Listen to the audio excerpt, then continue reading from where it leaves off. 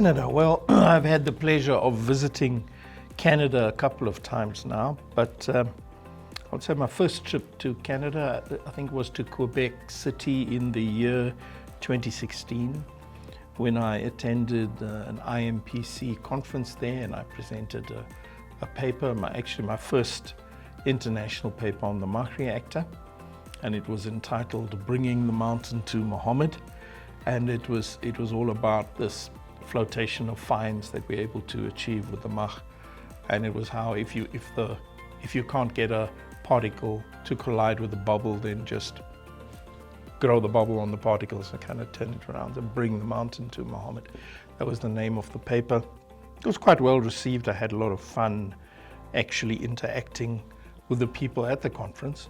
A lot of them were professors and PhD guys. I was in very good company, and I enjoyed that intellectual banter that I could have with them. And I think it's the one place where I can be completely myself and completely crazy, and people will actually get it because you're talking the same language.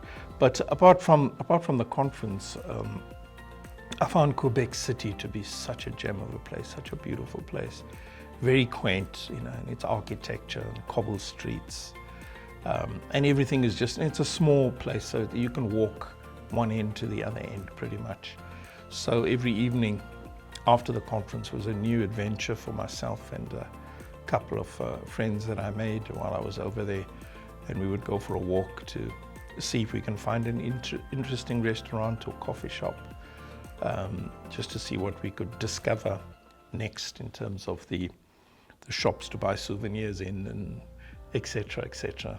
The maple syrup, of course, and reindeer fridge magnets, which I got quite a few of. But it was just something else. While we were there was this film festival, and on one of the historic buildings in Quebec City, they had the whole sort of history of Canada in a film that was projected up on the side of the building, and you could sit sort of in the city square and look up on the building and see everything unfold. And it was something unique for me. I had never actually experienced that type of thing before. It's sort of like a film festival, like arty filmmaking. And that's sort of, that's what Quebec City seems to be about. A lot of very interesting people, very talented people. A lot of people with PhDs, I have to say. They're very well qualified in Quebec. And so I really was in very good company. Even when I wasn't at the conference and being served in a restaurant, I knew that waiter or waitress had probably a higher qualification than I had.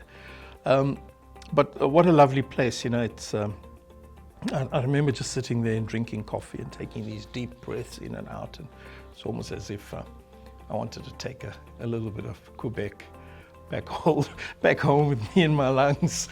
But that's just how beautiful a place it is, and it's the people are so cultured, the people are so polite. It's one of the few places I visited where I could really just fit in. And if it wasn't for those very, very cold winters, I'd say yes, I could easily live in Canada, in Quebec City.